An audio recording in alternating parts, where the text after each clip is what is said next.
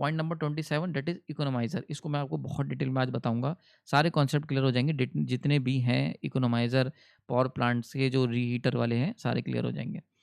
तो इकोनोमाइजर जो होता है इट इज़ बेसिकली ये हीट एक्सचेंजर होता है, ठीक है। इसका काम क्या होता है, ये प्री हीट करता है बॉयलर के अंदर भेजे जाने वाले पानी को। जो बॉयलर के अंदर, देखो अल्टीमेटली हो क्या रहा है, ये बॉयलर है, बॉयलर के अंदर हमें बनानी है स्टीम, अल्टीमेटली बॉयलर, ठीक है। अल्टीमेटली थर्मल पावर प्लांट के अंदर हम कर क्या रहे हैं, अगर हम दूर से देखते हैं थर्मल पावर प्लांट को, तो हम सिंपल सा एक काम कर रहे हैं थर्मल पावर प्लांट के अंदर। वो क्या काम है भैया, कि हम लोग सिंपल सा पानी को गर्म कर रहे हैं, पानी है उसको हम लोग स्टीम में कन्वर्ट कर रहे हैं, और ये स्टीम जो है इसको हम लोग फेंक के मार रहे हैं टरबाइन पर। टरबाइन पे जब पड़ रही है तो टरबाइन घूम रही है, उससे हम लोग जनरेटर चला रहे हैं, और बची हुई जो है उसको कंडेंस करके पानी में कन्वर्ट कर रहे हैं और वापस से बॉयलर में भेज रहे हैं, क्योंकि बॉयलर में तो पानी को बार बार स्टीम में कन्वर्ट करना है। तो इकोनोमाइज़र का काम क्या होता है, इकोनोमाइज़र जो होता है ये जो पानी है उसको बॉयलर में भेजने से पहले ही उसको हीट करता है, प्री हीट करता है। प्री हीट मतलब एक जैसे होता है ना पहले से हीट करना। तो बॉयलर के अंदर तो पानी को जाके उबलना ही है, लेकिन ये क्या करता है पहले ही उसको हीट कर देता है, जिससे फ्यूल की जो लागत है वो कम हो जाती है और एफिशिएंसी बढ़ जाती है। लेकिन एक इंपॉर्टेंट चीज़ है कि कैसे करता है, तो ये करता है वेस्ट हीट से, जो कि एग्जॉस्ट फ्लू गैसेस के अंदर मौजूद होती हैं, ठीक है। क्लियर हो गया यहाँ पर। अभी पुराने लेक्चर के अंदर हम लोग ने अभी कल जो हम लोग ने रीहीट रैंकाइन साइकिल के ऊपर बात करी थी, मुझे शायद याद आ रहा है अब लास्ट लेक्चर के अंदर। तो वहाँ पर हम लोग क्या कर रहे थे, जो टरबाइन पे जो हमने स्टीम मारी, वो स्टीम जो निकली, वो स्टीम पूरी तरीके से बेकार नहीं हो गई, उसके अंदर कुछ भी लेटेंट हीट बची रह जाती है। उस हीट का इस्तेमाल करके अगर हम लोग बॉयलर में भेजे जाने वाले पानी को गर्म करते हैं, तो वो रीहीट रैंकाइन साइकिल वाला कॉन्सेप्ट हो जाता है, ठीक है। यहाँ पर हम क्या कर रहे हैं, यहाँ पर जो बॉयलर है उसके अंदर जो एग्जॉस्ट गैसेस निकल रही हैं फ्यूल जलाने पर, फ्लू गैसेस, उनकी हीट का इस्तेमाल करके हम पानी को प्रीहीट कर रहे हैं। समझ में आ रही बात है, क्लियर हो गया यहाँ पर। तो इससे हम लोग क्या करते हैं, थर्मल एफिशिएंसी इंप्रूव कर देते हैं 5 से 6%, क्योंकि हम लोग हीट का इस्तेमाल सही से कर पा रहे हैं। जो वेस्ट है, देखो हमेशा याद रखो, जब भी तुम वेस्ट हीट को यूज़ करोगे, वेस्ट हीट को, वेस्ट क्वांटिटी को, वेस्ट चीज़ों को रीयूटिलाइज करोगे, तब तब हम लोग अपनी एफिशिएंसी को इम्प्रूव करेंगे, ठीक है। क्लियर हो रहा है यहाँ पर। तो वेस्टेज कम हो जाएगी, क्योंकि और हम उसका इस्तेमाल कर पाएंगे। तो इम्प्रूव थर्मल एफिशिएंसी इंप्रूव करता है 5 से 6%। और रिड्यूसिंग फ्यूल कंजम्पशन, फ्यूल जो है मतलब देखो अल्टीमेटली फ्यूल, कोयला कहाँ खर्च हो रहा है, कोयला खर्च हो रहा है पानी गर्म करने पे। अगर हम लोग उस एग्जॉस्ट गैसेस की गर्मी को रीयूटिलाइज कर लें, तो पानी अगर हम प्री हीट करके भेजेंगे तो कोयला कम लगेगा, तो फ्यूल बच जाएगा। समझ में आ रही बात है, वही कॉन्सेप्ट यहाँ पर बताया हुआ है। तो यहाँ पर देख सकते हैं, अब देखो मैं आपको बहुत ढंग से समझाता हूँ कि ये जो एग्जॉस्ट गैसेस हैं इनका इस्तेमाल हम 3 जगह कर सकते हैं, और उन 3 जगह के यूजेस के बेसिस पर अलग अलग मॉडल बनते हैं। समझो ध्यान से। तो बॉयलर जो है इसके अंदर 3 इनपुट हैं, बॉयलर के 3 इनपुट हैं और 3 आउटपुट हमें देखने को मिलेंगे, बहुत ध्यान समझना। तो बॉयलर है 3 इनपुट, कौन कौन से, एक बॉयलर को चलाने के लिए हम लोग 3 इनपुट देते हैं। कौन कौन से 3 इनपुट देते हो, वाटर हम डालते हैं बॉयलर के अंदर, फ्यूल देते हैं बॉयलर के अंदर, और एयर देते हैं, क्योंकि फ्यूल को जलाने के लिए वी नीड एयर। सही है, ये 3 चीज़ें बॉयलर के अंदर इनपुट जाती हैं। अच्छा, बॉयलर के आउटपुट भी 3 हैं। कौन कौन से 3 बॉयलर के आउटपुट हैं, एक है एग्जॉस्ट गैसेस, भाई जब कोयला जलेगा तो उसके अंदर से गैसेस निकलेंगी। एक है स्टीम जो बाहर निकलेगी, जो हमारी यूजफुल है, that is the ultimate purpose of the boiler, कि भैया पानी को यहाँ पर जो वाटर है उसको कन्वर्ट करके स्टीम में कन्वर्ट करे, यही हमारा एकलौता पर्पस है। And the other one is the ash. Ash जो है वो वेस्टेज है, एग्जॉस्ट गैसेस ये भी वेस्टेज है। तो अगर आप ध्यान से देखोगे 3 आउटपुट जो हैं, इसमें से एग्जॉस्ट गैसेस और ऐश ये दोनों के दोनों आ जाते हैं वेस्ट में, ठीक है, वेस्ट है। स्टीम ही केवल यूजफुल है। अब अगर हम ऐश और एग्जॉस्ट गैसेस में से किसी का भी इस्तेमाल हम लोग अगर स्टीम के बनाने में हेल्प में कर लें, तो हमारा एफिशिएंसी बढ़ जाएगी। यही काम हम लोग करते हैं यहाँ पर इकोनोमाइजर में, ठीक है। अब देखो बहुत ध्यान समझना, ये जो एग्जॉस्ट गैसेस निकल रही होती हैं, ठीक है, ये जो गैसेस हैं इनके अंदर अच्छी खासी हीटिंग होती है, मतलब अच्छी खासी गर्म गैसेस होती हैं। ऐसा नहीं है कि हल्की फुल्की हैं, बहुत ही हाई टेम्परेचर की गर्म गैसेस होती हैं।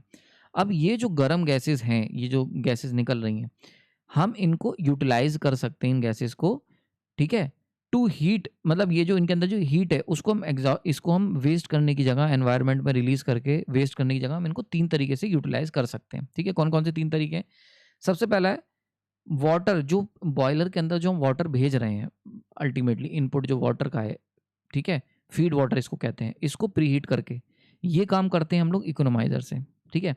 दूसरा हम कर सकते हैं हमारी जो स्टीम निकल रही है बॉयलर से, जो स्टीम निकल रही है अल्टीमेटली यहाँ पर, इस स्टीम को फर्दर हीट करके सुपर हीटेड स्टीम ना, तो सुपर हीट करके इसी स्टीम को फर्दर हीट करने के लिए भी हम इन एग्जॉस्ट गैसेस का इस्तेमाल कर सकते हैं। And third one, pre heat air, यानी कि ये जो एयर इसके अंदर तुम फेंक के मार रहे हो, अगर ये हम इसको गर्म हवा फेंक के मारेंगे तो अगेन फ्यूल की यूज़ कम होगा, क्योंकि हम लोग जब गर्म हवा आएगी तो उससे भी गर्मी बॉयलर की बढ़ेगी, है ना, और जो फ्यूल है वो अच्छे से हम उसको कम फ्यूल में काम चल जाएगा। तो एयर को प्रीहीट करने में, यानी कि ये जो एग्जॉस्ट गैसेस निकली इनका 3 इस्तेमाल कर सकते हो, इनके अंदर जो हीट एनर्जी अभी भी मौजूद है। एक, जो तुम्हारा ये जो बॉयलर है, सॉरी इकोनोमाइज़र, हाँ, एक तो हम लोग जो वाटर फीड कर रहे हैं बॉयलर के अंदर, जो वाटर डाल रहे हैं, इसको प्रीहीट करने में पहला। दूसरा, स्टीम को जो हम निकल रही है उसको फर्दर सुपर हीट करने में। तीसरा, जो हमारा एयर हम यहाँ पर बॉयलर के अंदर भेज रहे हैं, इसको प्रीहीट करने में। ये 3 तरीके से यूज़ कर सकते हैं। अब देखो दिखाता हूँ मैं, दैट इज़ द ब्यूटी। तो देखो अब क्या हुआ, मॉडल समझो। यहाँ बॉयलर से आउटपुट 3 आउटपुट निकले, एक तो ऐश निकली, इसका कोई, ये यार बिल्कुल ही बेकार है। ऐश जो है उसका कोई इस्तेमाल नहीं कर सकते, ठीक है।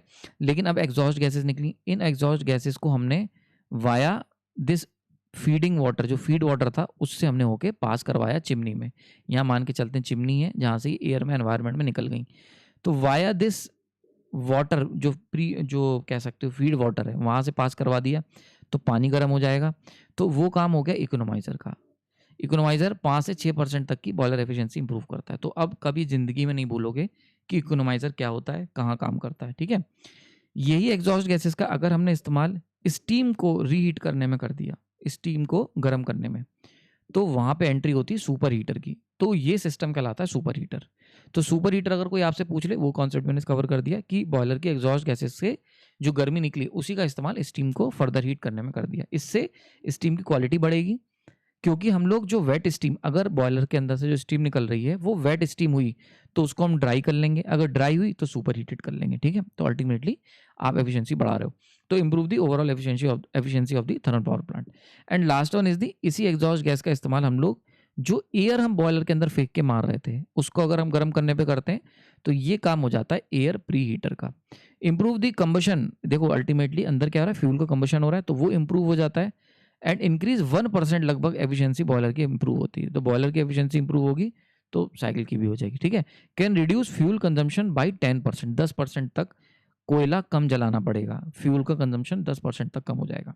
सो दीज आर द एडवांटेजेस की, मतलब देख रहे हो इंजीनियरिंग का मतलब एफिशिएंसी ही रहा है हमेशा। इंजीनियरिंग का मतलब हुआ कि आप कोई भी चीज़ कितनी छोटी कितनी एफिशिएंटली कर सकते हो। तो that is the prime example of engineering की, मतलब हम लोगों ने जो गैसेस हम वेस्ट हैं उनका कैसे हम रीयूज़ कर सकते हैं। तो ऐसे आप आसपास कोई भी आप मॉडल पकड़ के देख सकते हो, आप उसको अगर उसकी एफिशिएंसी जो भी उसमें वेस्टेज है, यानी कि अगर हम ध्यान से देखें दुनिया में कोई भी सिस्टम है उसमें हम कुछ इनपुट डाल रहे होंगे, एक जनरल बात कर रहा हूँ, कुछ हमें आउटपुट मिल रहा होगा और कुछ जो होगा वो वेस्ट जा रहा होगा।